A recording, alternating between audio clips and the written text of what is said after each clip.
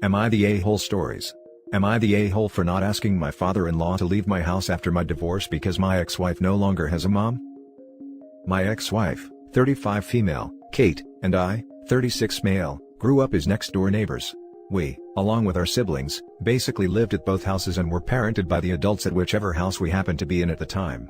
My dad died when I was a teenager and her dad became kind of a stand-in dad to me from then on. Kate and I dated throughout high school, took a break to do our own thing in college, but that only lasted 2 years before we got back together. We moved in together and transferred to a larger university to finish our undergrad. We took advantage of summer and winter term courses to speed things up and get a few more degrees faster. Up until the age of 26, when we were both finishing up school, her father supported us financially where we couldn't. He had a very good business and was quite well off. My mom was doing okay, but she had pseudo-retired to Florida by this time and was living with her retired sister. She couldn't help much. Kate and I had a rocky start to our careers, moving around frequently, and one of us always having a commute that sometimes took us across an entire state.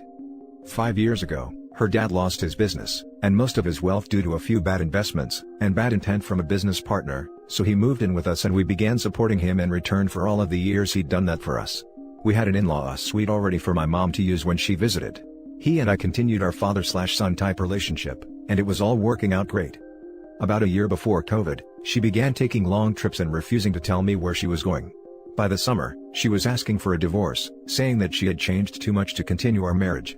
She got half of most everything, both cars, half of our savings, our vacation home and various appliances, plus all of the expensive jewelry I'd bought for her over the years.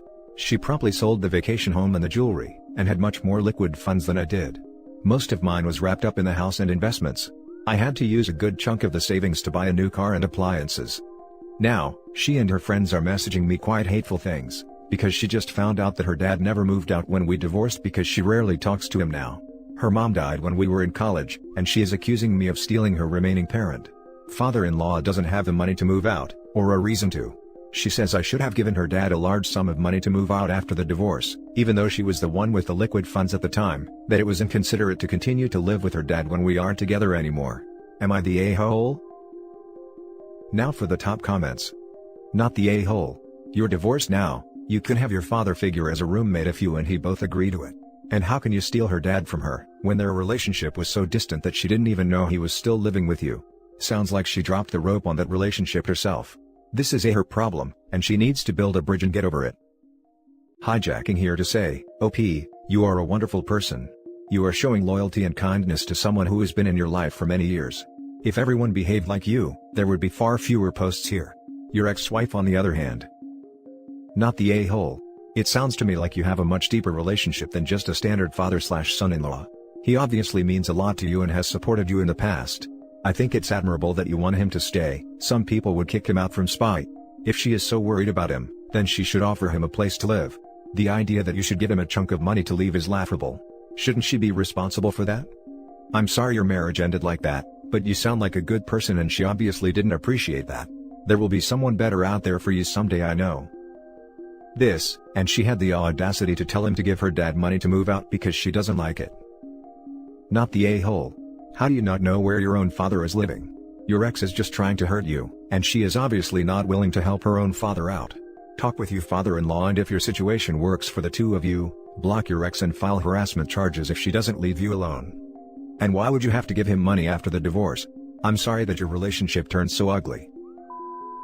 Next story is titled, Am I the a-hole for saying to my brother that his kid's future isn't my problem? I, 23 female, lost my dad 3 years ago. It's been hard, and in that time, I needed someone and none of my siblings were there for me. I have a different dad from them, and that kind of drove a wedge between them and me. He was in my life more than their dad was, and I guess for that they hated me. My dad was really well off and in his will, he basically left everything to me. With the help of my uncle, I was able to learn what things needed to be done so I can claim what he left and learn how to properly manage a house and car. Anyways, it's a big house. It's 4-bedroom 2-bath and my best friend currently lives with me. I use the other 2 as a study room and art room. My brother, 31 male, has been talking to me lately about the house. He currently lives in a 2-bedroom apartment with his wife and 2 kids, 6 and 8. He's been looking for an upgrade and basically figured I'd be willing to sell the house to him. I told him I didn't want to sell the house, but I'd help him look for one. He said no, and that he wanted mine. His wife likes how spacious it is. and the backyard is large enough for the kids to play and for them to get a dog. My brother went on about how I didn't need a house, because I'm young and don't have a family, so it'll benefit him more than me. It was hard for me to say no, but I did, and felt bad enough about it. He and his wife have been calling and texting non-stop, asking if I'd changed my mind. The final straw was when my brother called and said I was putting my niece and nephew's future at stake by forcing them to be stuck in a small apartment when they need more space to learn and grow. I feel like I'm the a-hole, because my reply to that was, their future is not my concern, nor is it my problem, and I left it at that. My other brother says I'm being selfish to only think about myself and not care for my brother and his family. He agrees with him and believe I don't need a large house because it's just me, and they believe I don't know how to own a house like an adult. Am I the a-hole? Now for the top comments. Not the a-hole. First, it's your house to do whatever you want with. Second, if he can afford a house of that size, he can afford another house of that size.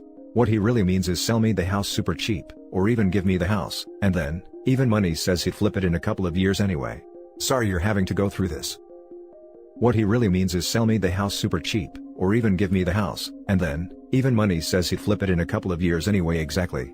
I'd lay odds that there are plenty of 4-bed houses with large yards in the area, but only one whose owner the brother thinks he can badger into letting him have the house for a song, because we're family. Not the a-hole.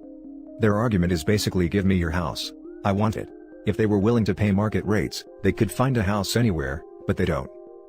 I am sure you pay above market rates when you want to take someone's current house. Not the a-hole, and they can screw right off with their ridiculous entitlement. The house is your inheritance, it's your home, and they have no right to make demands, or to try and guilt or manipulate you into selling. The only people not acting like adults in this situation is them. Not to mention, the house probably has huge sentimental value to OP, as it was left to her by her deceased dad. I wouldn't be surprised if OP wanted to live there for the rest of her life, and raise her future kids in it. Edit. Damn. I went to sleep and woke up with so many replies. My PMs are filled with people calling me a liar and a bad sister for putting my friend above my family. For one, I'm not lying. I'd never in 100 years lie about something like this. I was hesitant in posting because of this exact reason. I really can't prove I'm not lying without exposing personal details, so if you can't take my word for it, I'm sorry. And two, my friend is the closest thing I had to having a sister. She was there for me through thick and thin. I read the comments, and thank you for the tips and suggestions. I'm going to get in contact with my uncle today and talk to him about it, and if needed, I'll find a lawyer. Also, I do realize I could have worded it better and been, so I think I owe him an apology for that much. One more thing, about the questions on why he wanted my house specifically? A lot of things come into play. All around it's in the perfect places, it's close to many places like grocery stores, schools, and close to his job. He did offer me a price once before, but it was less than half of what the house was worth, and I already knew if I accepted it, I'd be a joke. For the next story. Am I the a-hole for telling my stepmom she needed to move out in a few months? Am I the a-hole for telling my stepmom she will have to move in a few months? Hi everyone, this is not a legal question. I have already checked on this with a lawyer, and through my school's legal department, and I'm illegally fine. This is just a moral judgment. My dad married my stepmom 7 years ago. She's not a bad woman, and she's not a gold digger either. She and my dad are legitimately in love. However, my dad doesn't have much time left due to medical issues. He likely won't make it till summer. My dad and I weren't close. He was military, and if he wasn't gone, he was in a horrible mood. My mom was in the picture, but she wasn't a peach either, so I was raised by my grandparents in their home. Neither of my parents could tell you my birthday 3 years ago, to give you an idea of it. I don't hate either of my parents, but I don't really recognize them as my parents either. My dad has been a much better dad to my stepmom's son, which is good, and I'm grateful for that. However, I don't feel a bond with my stepbrother or stepmom either. When my grandma passed, she left me her home in her will, as that was what my grandparents wanted. My dad and his wife moved in with my permission while I was away at school. It was no secret that I intended to move back and live alone in my home, which has caused some conflicts in the past. This past weekend while I was studying, stepmom sent me an email filling me in on debt again, telling me about her COVID layoff, and asking what my plans were after this last semester, so I told her I was returning home, and had a job lined up by an old friend. Stepmother asked if I felt it would be crowded there, and I reminded her that it was my home, so if anyone was uncomfortable, they would need to relocate. Stepmother pushed back a little bit, and I reminded her again the home was mine, and that they needed to be ready to leave by summer's end as this is my last semester, and I wanted to give them plenty of time to relocate. My dad ended up calling me later and tried to guilt me. However, I reminded him that he didn't really raise me, and I was under no obligation to help them as much as I already had. I called his wife after, and told her that after my dad passed, she was gone for what she had just tried to do. The summer deal was off, and I would evict her after 60 days, which is still more than required. I told her my dad chose a military career over his son, and when he wasn't lacing his boots, he was yelling at me or throwing stuff. Stepmother brought her child's education into it because they couldn't afford to live in a good school district when this was over, but I told her neither he or she was my concern. I told my friends about this, and they all thought I was right because of what I've already done for them and what my dad did in the past. They have said the stepmother is just another person in the world, and it sucks for her, but you can't set yourself on fire to keep them warm. What do you guys think? Am I the a-hole? Now for the top comments. Not the a-hole at all. You are so generous for even giving them 60 days, let alone let them live till summer. I'm amazed by the entitlement of your father. It was your grandparents' choice to leave you the house, not your father. Stick to what you are doing and don't look back. They don't deserve you.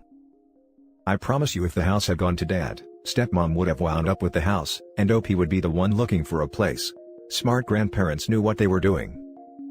Not the a-hole, but I would not have gotten into this in the first place. Once someone's in your home, it's a lot harder to get them out. That, and wear and tear. Anyway, they aren't your relations, and have clearly got it in their head that the house is theirs and you have inconvenienced them by coming home. Good luck. Yeah, I shudder to think of the ways they might try to screw OP over, when they're feeling jaded before the eviction. Not the a-hole. They knew your plans beforehand of returning back to your own home. They were staying at someone else's house, I assume rent-free? You had given them 6 months' notice to find a new place. You don't owe your dad or your stepmom. You deserve your own space and being surrounded by people who have supported you, especially during a hard time when your dad is sick. I'm sorry for what you're experiencing. Now for the last story.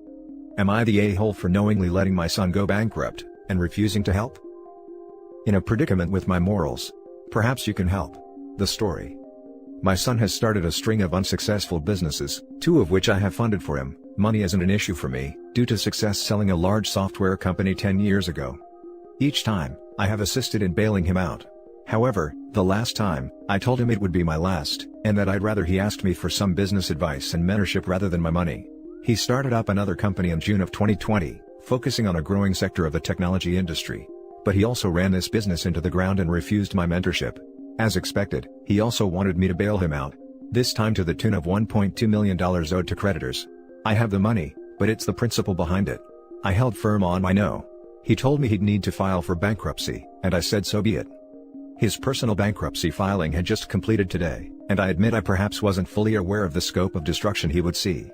His family have lost their home and moved into a trailer, lost their cars, many belongings, and he also lost a painting his late mother crafted which is worth around $250,000. Basically, he is ruined, and will be for many years due to the credit hit he will take. Tonight, I learned from his wife that he's gone for emergency counseling due to everything he has lost. I am stuck in guilt over whether I should have bailed him out this time, or stuck with my decision to say no, and knowingly allow my son to dive bomb into ruin for the sake of a few hard life lessons. Was I the a-hole for not bailing him out? Now for the top comments. Not the a-hole. 1. It was his fault, not yours. He even refused your mentorship that could have helped him not run the business into the ground. 2. If you bailed him out again, the process would just continue. 3. You had no idea just how bad his life would turn out. Again, it's his own decisions that led to this. 4. If it comes down to it and is absolutely necessary, you could always use some of the $1.2 million he needed for the business, to help him and his family get back on their feet. Maybe buy a house and put it in a trust for the grandkid, if there is one, so they won't be homeless. Definitely reach out and talk to him. Address depression and support. Not the a-hole, though. Wow, that's rough.